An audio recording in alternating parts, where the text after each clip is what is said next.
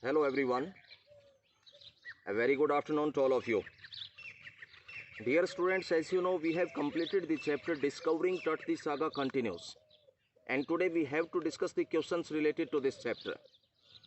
Before going questions, let me tell you about the incident because these are very important for you to learn.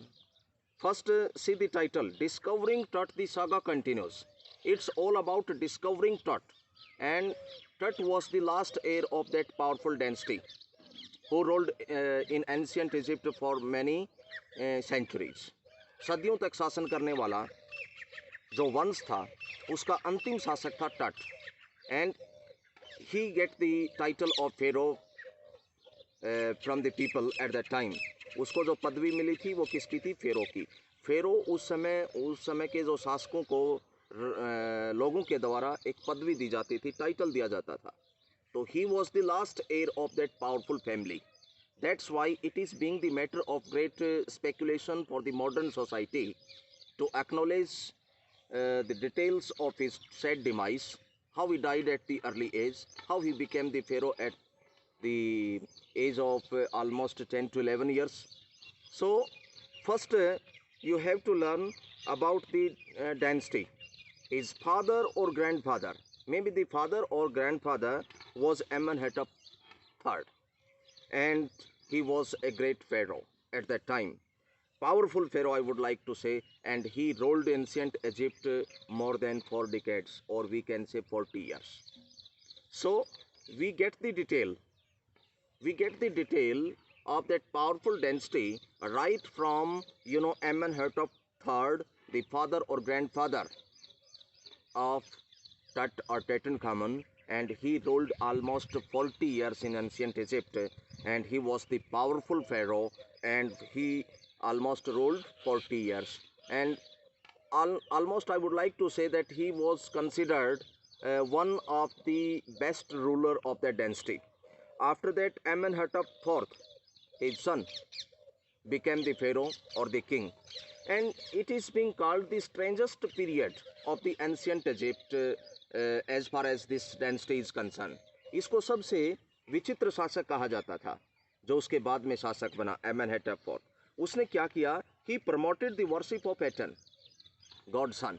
उसने promote किया Eton की पूजा को, और उसने अपना नाम क्या रख लिया बाद में? एखेंटन रख लिया, servant of Aten. And the major change जो उसने किया वो थेब्स को अपनी रिलीजियस सिटी से बदलकर उसको जो है एकेंटन रख लिया, एमराना रख लिया, जो कि आज के दिन भी इसको जाना जाता है. एंड ही बिकेम वेरी वेकी at the almost in the later part of his life when he was in the concluding stage of his ruling aspect at that time. He smashed images of Amun. जो पुराने तौर तरीके थे वो उसने बंद कर दिए थे. एक नया ही उसका अपना एक सिद्धांत था, और बहुत लंबे समय तक उसने जो है शासन भी किया. उसके बाद में सिमनक हैकरे ने रूल किया, and A short period of time, वो बहुत कम समय के लिए राजा रहे. उसके पश्चात एक मिस्ट्रियस वे से वो वहाँ से चले गए, और मे बी उसकी मृत्यु हो गई. उसके बाद जब हम पढ़ रहे हैं, सिमनक हैकरे के बाद टट और टुटनखामुन अस्तित्व में आता है, and he was a boy at that time. Boy's pharaoh उसको कहा गया, boy's pharaoh, and he became the king or pharaoh at the very initial stage of his life when he was almost 10 to 11 years old, and he adopted all the old ways. He once again established the worship of Amun. Okay, that's why he took his name Tutankhamun as well, and it means the living image of Amun. उसने worship किसकी शुरू कर दी? एमुन की शुरू कर दी. तो ये जो शासक था, ये लास्ट शासक था उस डायनेस्टी का, उस वंश का. अब हम इसमें क्या पढ़ेंगे?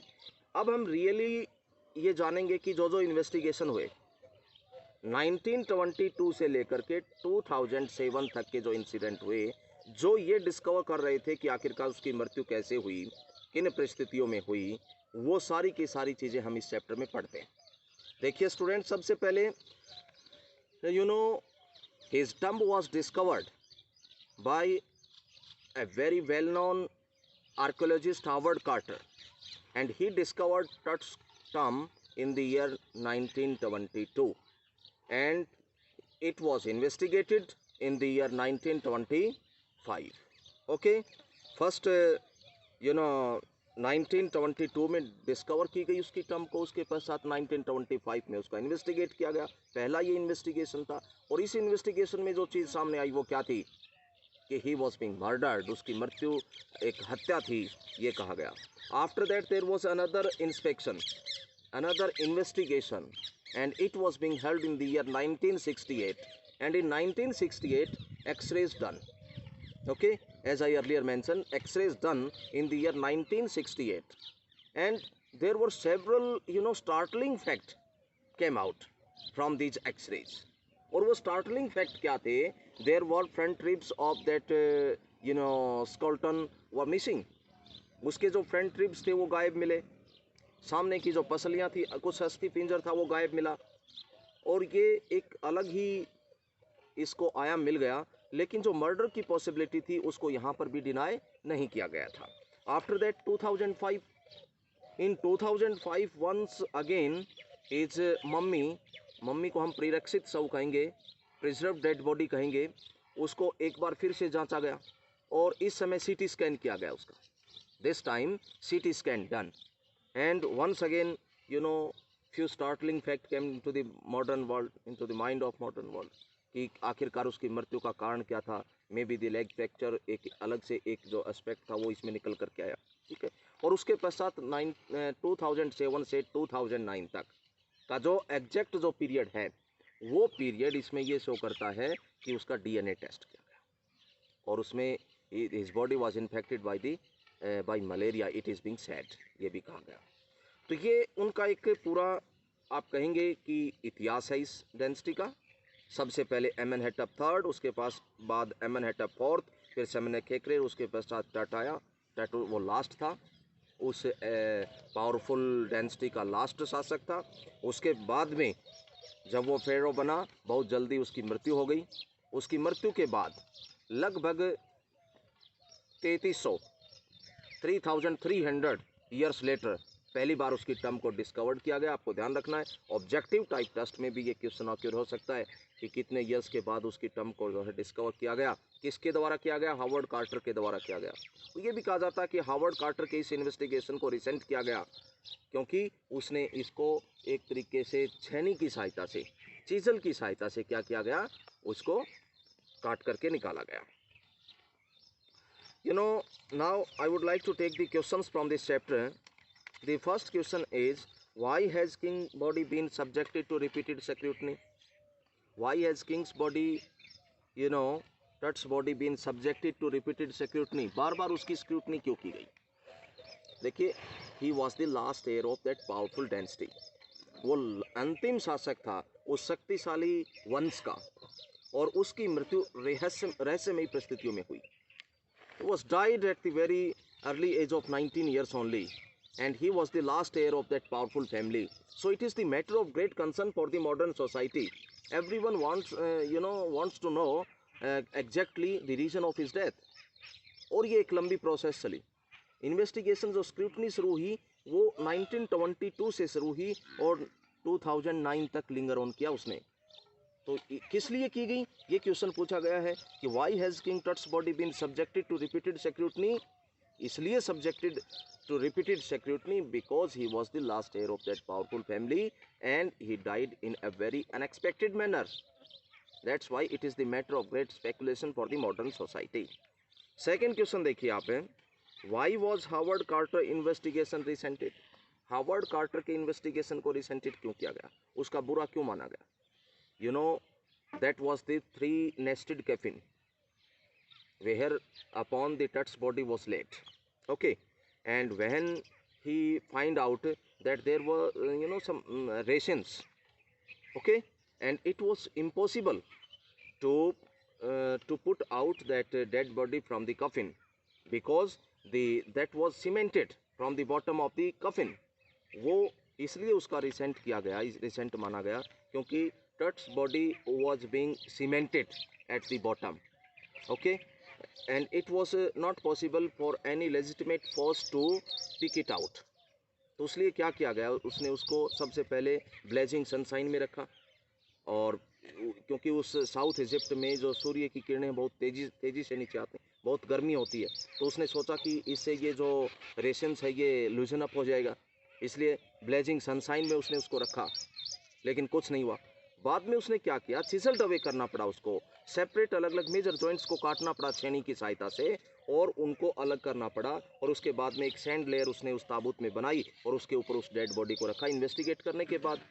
तो मॉडर्न वर्ल्ड में बाद के जितने भी इन्वेस्टिगेशन हुए उन्होंने उस चीज़ का बुरा माना, और उन्होंने ये समझा कि हावर्ड कार्टर ने जो इन्वेस्टिगेशन किया उसके दौरान उसको क्षतिग्रस्त किया, डैमेज किया है उस मम्मी को, परिरक्षित शव को। तो आप क्या कहोगे, why was Howard Carter investigation resented? Resented मतलब बुरा क्यों माना गया उस चीज़ का, कि उसने, उसका एक ही रीज़न है कि Howard Carter investigation was resented, considered resented because he damaged the Tut's mummy. In the process of investigation, while he was unable to remove the dead body or mummy from the coffin, what he did exactly do at that time, he chiseled away that. चेजल की सहायता से, छेनी की सहायता से काट करके उसको अलग रखा गया, और जब ऐसा किया गया तो आगे आने वाले इन्वेस्टिगेटर्स जितने भी थे उन्होंने इस चीज़ को क्या किया, ये माना कि उसने उसको क्षति पहुंचाई है।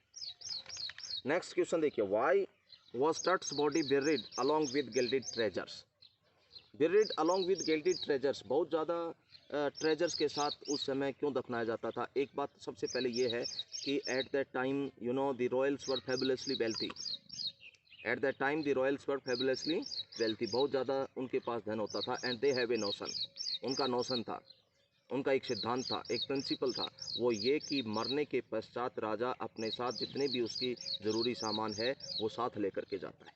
That was the notion in after life, you know at that time kings were fabulously wealthy and they have a notion that after that they would certainly take their wealth themselves along with them, अपने साथ वो उस धन को लेकर के अगले संसार में लेकर के जाएंगे। That's why when king Tut was buried, at that time he was buried along with lots and lots of treasure, and even though there were several day-to-day usable things were also there, बहुत सी दैनिक जो ज़रूरत की सामान था, जो चीज़ें थी, वो भी उसके साथ पुट की गई, क्योंकि उनका नोशन क्या था, मैंने बताया, उनका सिद्धांत ये था कि मरने के बाद की कोई व्यक्ति जब दूसरे संसार में जाता है, उनका रिसरेक्शन होता है, पुनर्जन्म होता है, तो वो अपने साथ उस धन दौलत को, संपदा को अपने साथ लेकर के जाता है, ये समझा जाता था। इसलिए उस समय बहुत ज़्यादा ट्रेजर के साथ डेड बॉडी को दफन किया जाता था। List of the results of the CT scan of the mummy, देखिए list of the results of CT scan. CT scan के रिजल्ट क्या आए, उसको बहुत ही सूक्ष्म तरीके से इन्वेस्टिगेट किया गया, प्रत्येक पार्ट को अलग अलग जांचा गया। जांचने के पश्चात जो है एक लेग फ्रैक्चर की बात सामने आई कि मृत्यु से कुछ समय पहले संभवतः उसकी जो है लेग थी वो फ्रैक्चर हो गई थी। उसके पश्चात जो है उसके अलग अलग स्कल जो थी उसको जांचा गया, वर्टेब्री जो रीढ़ की हड्डी थी, इंटरलॉकिंग बोन जिसको बोलते हैं, उसके बहुआयामी चित्र लिए गए। ये सारी की सारी जो प्रोसेस थी इन्वेस्टिगेशन की, ये सिटी स्कैन में सामने आई। अगला question, how did Carter separate Tut's mummy from its coffin? ये अभी मैंने आपको बताया था कि कफिन को उसने कैसे इन्वेस्टिगेट किया। उसको कफिन में से निकालने के लिए उसने क्या किया, सबसे पहले सेजल का प्रयोग किया, छेनी का प्रयोग किया। छेनी की सहायता से उसके मेजर पार्ट्स को क्या करना पड़ा, उसको काटना पड़ा, और काटने के पश्चात ही उसको वो उससे सेपरेट कर पाया। अगला क्वेश्चन देखिए, what startling fact was revealed about in 1968 when X-ray is done at that time in the year 1968? What was the startling fact? Means a surprising fact. The surprising fact at that time was, you know, the front ribs were missing. It was being said that the mummy's front ribs were missing, even though few of the, you know, breastbone are also missing. वो भी गायब है ऐसा कहा गया उस investigation के दौरान। Next question is very important question, brief note on the Egyptian mummy project. You know, Egyptian mummy project was started late in the year 2003. The first thing you have to learn, Egyptian, प्राचीन मिस्र का जो mummy परियोजना थी उसकी शुरुआत कब हुई, सबसे पहले आप बताओगे? The ancient Egyptian mummy project was started late in the year 2003, and this project is totally related to investigating the dead bodies, preserved dead bodies. Okay, and so far 600 mummies are being counted. ये योजना जो थी इसमें कितनी का investigate गणना की गई? 600 के करीब, 600 के करीब की गई, and Tut's mummy was obviously the first one. तो प्राचीन मिस्र मम्मी परियोजना क्या थी? प्राचीन मिस्र मम्मी परियोजना की शुरुआत 2003 से शुरू हुई। इसका मैटर, इसका आयोजन, इसका उपलक्ष्य क्या था? इन्वेस्टिगेट करना, काउंटिंग करना, डेड बॉडीज़ को जो बेरिड की गई थी उनके बारे में पता लगाना, ये सब था। और अब तक 600 मम्मीज़ के आसपास यानी कि परिरक्षित शव को जांचा गया था। Okay, what did Amenhotep do when he became फेरो?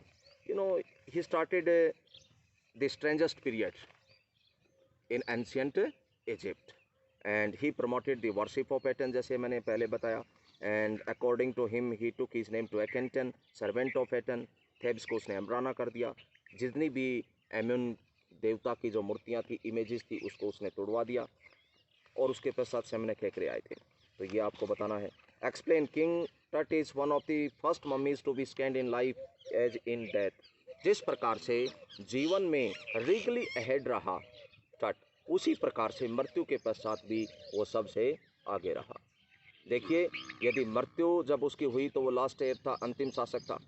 उस समय उसने जो शासन किया उसके बारे में वो भी हम जानते हैं। बहुत जल्दी उसकी मृत्यु को वो प्राप्त हो गया, और किस वजह से हुआ ये रहस्य का विषय है ही, स्टिल लिंगर ऑन।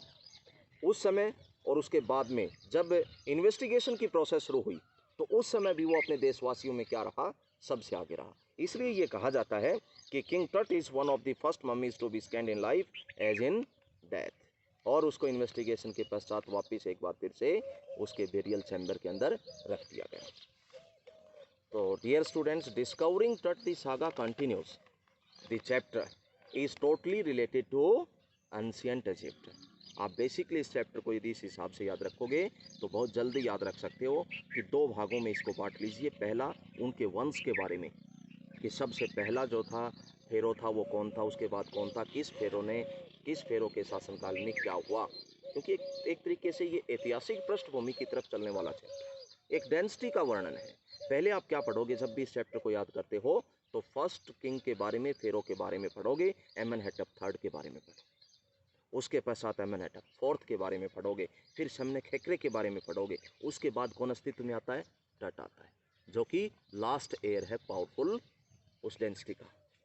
और टट की मृत्यु कैसे हुई और किन परिस्थितियों में हुई, it is the matter of speculation for the modern world, मैंने आपको बताया।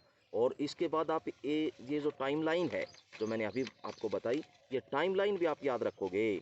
और टाइमलाइन में शुरू कहाँ से होता है, मैंने आपको फिर से मैं रिमाइंड करवा रहा हूँ, क्योंकि क्वेश्चन में आकर फ्रॉम हियर ऑन आल्सो 1922 से।